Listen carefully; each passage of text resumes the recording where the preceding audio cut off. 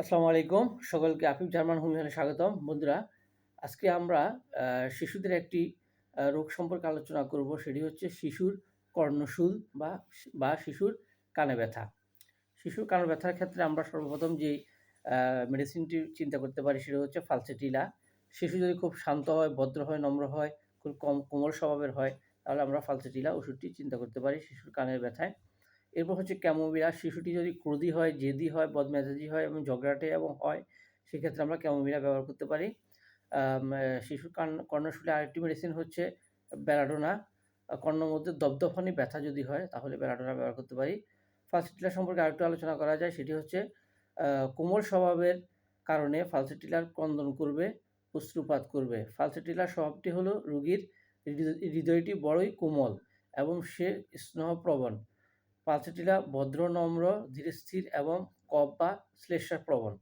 এর রোগী যেমন অতি সামান্য কারণে ক্রন্দন করে, তেমনি সামান্যতেই হাসতে থাকে। ক্ষণে ক্ষণে হাসি, ক্ষণে কান্না কিংবা ছিচকাদুনে প্রকৃতির। না কেঁদে সে থাকতে পারে না, এমনকি চিকিৎসকের সম্মুখে তার রোগের কথা বলার সময়ও সে অশ্রুপাত করে।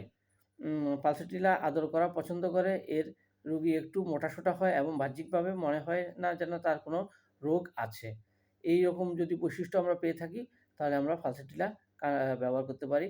ক্যামোমিলা সম্পর্কে একটু আলোচনা করা যায়। ক্যামোমিলা হচ্ছে, এর স্বভাবটি হচ্ছে ভিন্নতর, এমনকি সে চিকিৎসককে পর্যন্ত গালি দিয়ে বসে। তাকে আদর করা বা তার দিকে তাকানো পর্যন্ত সে এসব পছন্দ করে না।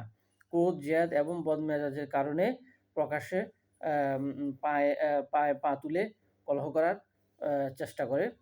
এই লক্ষণগুলো যদি আমরা কোনো রোগীর মধ্যে পেয়ে থাকি, তাহলে আমরা ক্যামোমিলা ব্যবহার করব।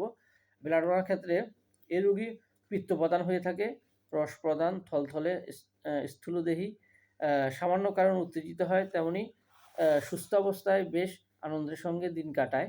সামান্য কারণে এর শিশুর ঠান্ডা লাগে, বিশেষ করে শীতের হিমেল বাতাসে বেশি পীড়িত হয়।